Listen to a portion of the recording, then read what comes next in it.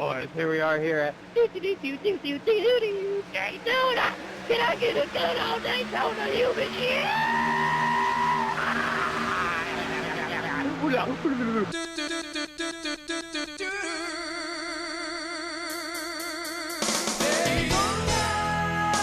Welcome to Daytona, probably my favorite track on iRacing because it is always crazy, and welcome to Newark. Unfortunately, the last race with Homestead, I lost the footage. I'll just tell you guys right now, I finished like 6th in the stage and 7th in the race. It was a solid points day for the playoffs. This is a playoffs race, second race in the first round. Like I said, I wanted to show Homestead, but I somehow lost the footage. I don't know if I accidentally deleted it or what. It was a fun race. It was actually would have been made a pretty cool video, but unfortunately wasn't able to show any of it. So here we are at Daytona. We qualified on pole, and that was a tie between me and Femi. He was not happy about that. I love you, Femi, though.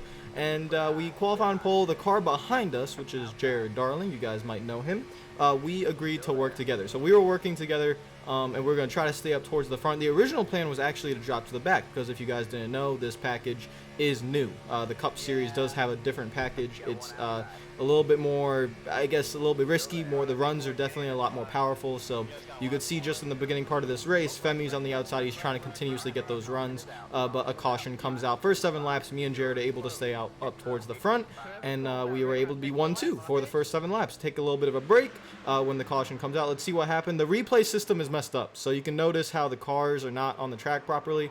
That is why for most of this episode you will not be seeing kind of the outside chase view. That was a wreck, so I guess someone was not clear, but you can notice that most of this video is going to be in car, so if you guys like that, then cool. And you can notice here that I'm putting the clutch in. I know you guys have told me there's an ignition switch and you could save more fuel by just shutting the engine off, except I don't have room on my wheel to put an ignition switch on the wheel, and so I don't really want to like do it, so I just shove the clutch in and save fuel that way.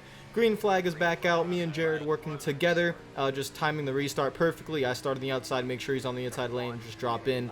Nice, easy 1-2, and we continue along on our way. The race has been perfect so far. Again, for us wanting to go to the back, having been up front is really nice. But here come those runs, and in the previous package, you were able to most likely block those runs because the runs were not that good. But in this package, when you get a run, it is just a massive boost of a run.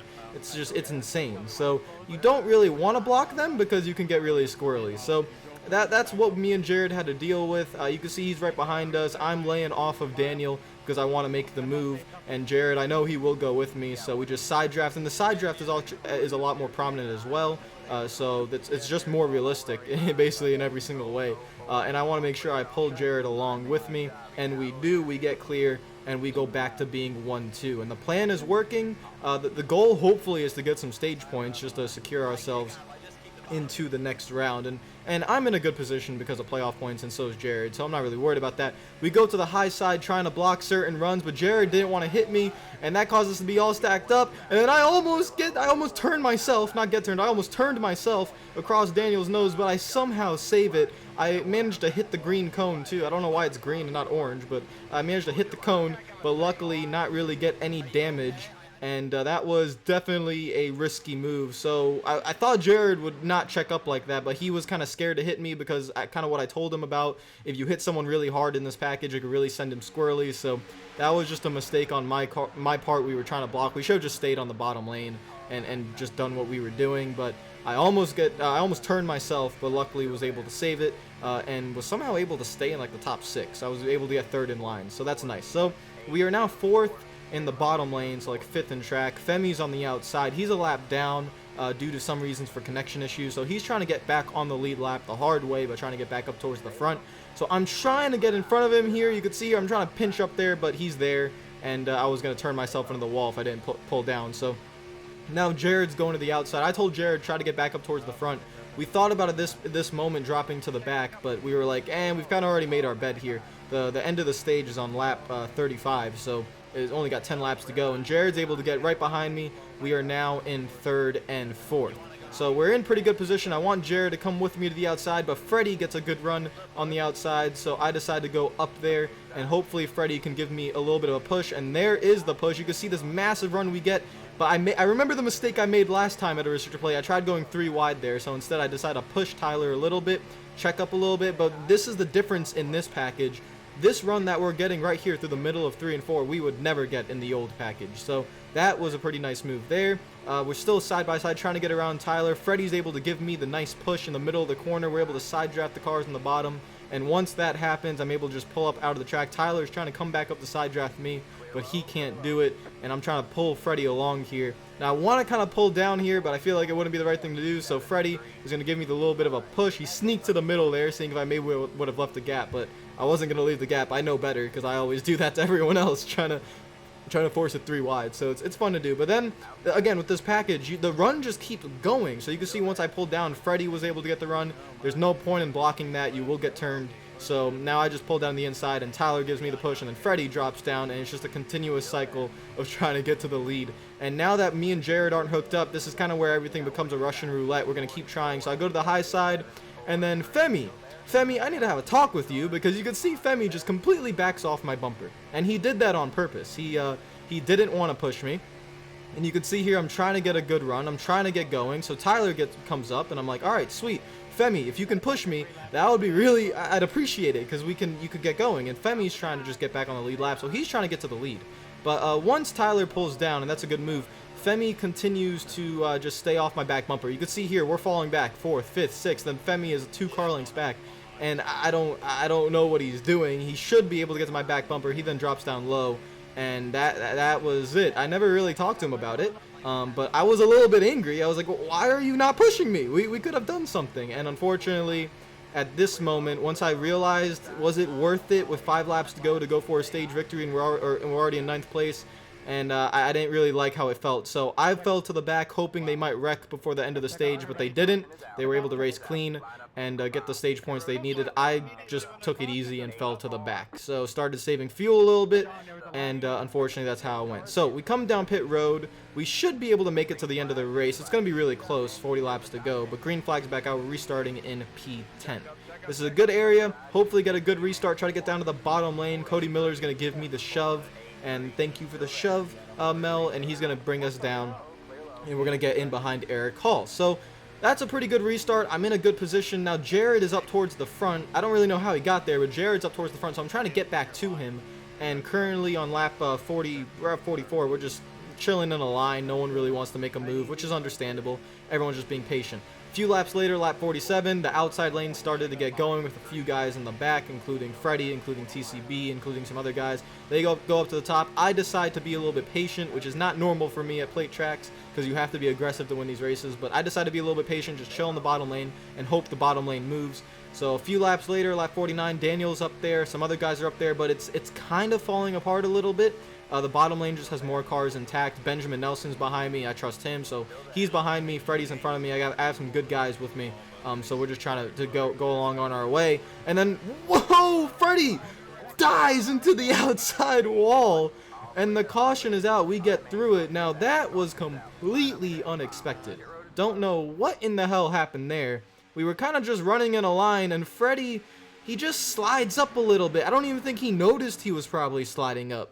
And once he got hooked with Daniel's left front fender, he just kills the outside wall.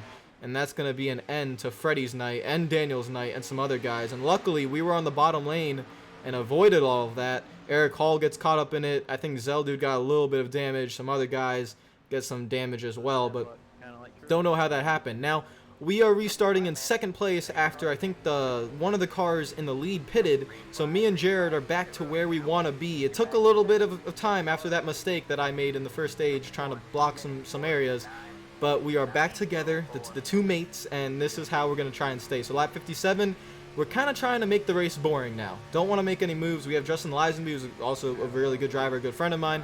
He's kind of chilling in 3rd. He knows he doesn't really want to make a move because we're all in a good position. We're all trying to get to around 5 laps to go.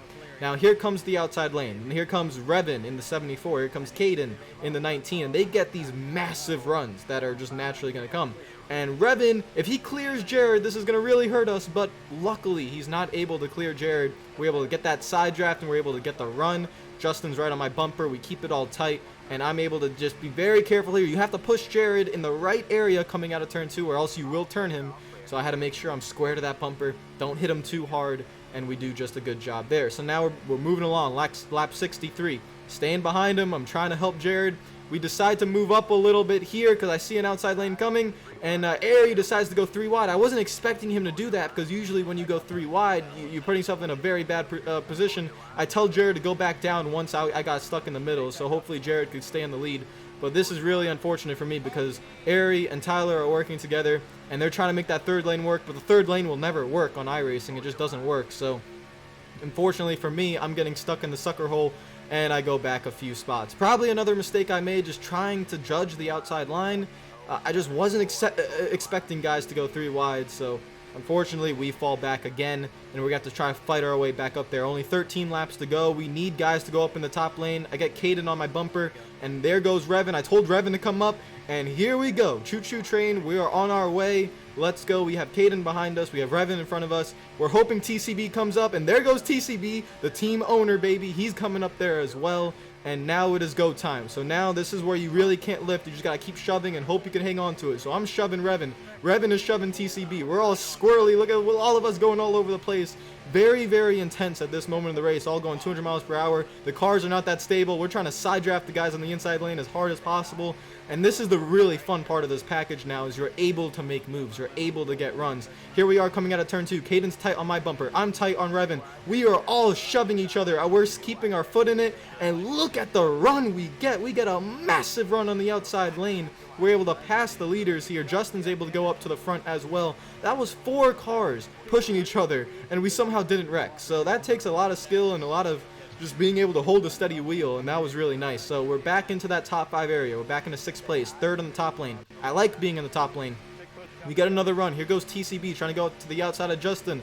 I see Jared as my partner. We get clear to the inside lane, and once I notice I don't feel like the run is there, I cut to the inside, and I felt bad because Caden and Revan were like, no, and I was like, I'm sorry guys, I had to. I just didn't feel like the run was going to be there.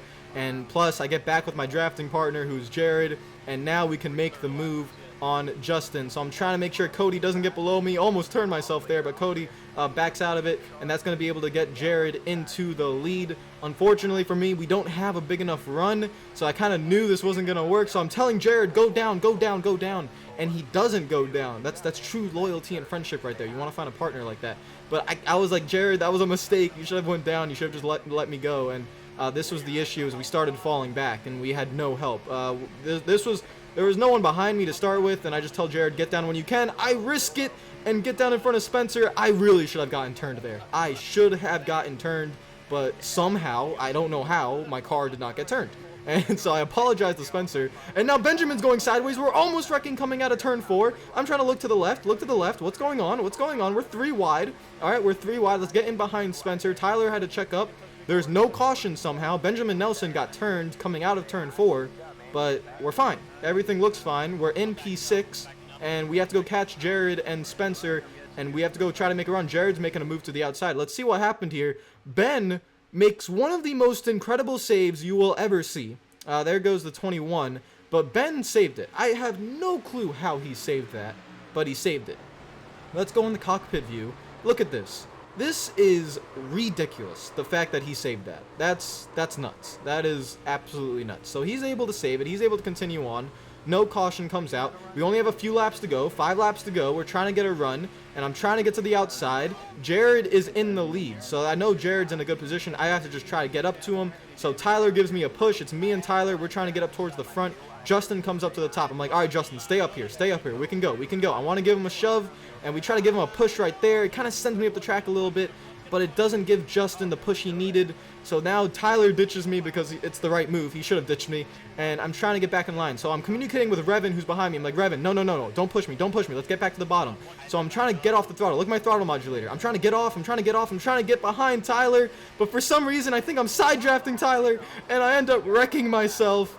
And this is going to end the race. It's going to bring out a caution, and I go for a hell of a ride. I'm upside down dead, and just like how most plate races go for myself, I end up being wrecked somehow. Usually it's not my fault, but this one was definitely my fault. And this was just all a miscommunication. I don't realize right here I'm actually side drafting Tyler. I was trying to get behind him, and I was trying to get in front of Revan. Revan was backing off a little bit too, but it's just a different package. I wasn't accustomed to the side draft being that strong, and I wasn't trying to side draft Tyler. And once that first contact was made, then Tyler kind of came up because his car was loose, and that sent me into the wall. You can see here, look at my throttle modulator. I'm trying to back off. I'm like, let me get in behind him. Let me get in behind him. And it just, it didn't. It wasn't allowing me to do it. So really unfortunate circumstances there. And it was okay though. I was really happy with how I ran the race. I think it was probably one of my best plate races in terms of just not making too many mistakes. But we come home with a wrecked race car. We finished 16th. It's not terrible because some other guys wrecked. Obviously not good to get no stage points and not get a good finish in the playoffs. But we're still about 27 points ahead of the cutoff line. So that's fine. Jared wins the race, which made it feel 10 times better because I wanted either me or him to win. That's why we were working together. He was able to win the race. So we heart Jared. Make sure that's in the comments. We all heart him. And good job, Jared. Good job winning the race at Daytona. Second plate race win in a row. He won Talladega a few weeks ago. He wins at Daytona. Beautiful job, Jared. And unfortunately for me, it wasn't enough. I just couldn't. I had to be aggressive. I had to get back on the inside lane. I knew if I wasn't going to get back there, I was going to lose the race. And unfortunately, it was just the side draft caught me off guard. So that's how it goes sometimes. You end up on your hood, dead into the outside wall in turns 3 and 4. That's what happens. I'll see you guys later. Hope you're having a fantastic day. Comment down below if you enjoyed the video. Hit the like button if you liked it. If you want to see more Nork videos, they will be on the way. And we are in the playoffs now, so the points matter. We're 27 points ahead of the cutoff line. We should be good to go in the next round. I'll see you guys later. Peace out.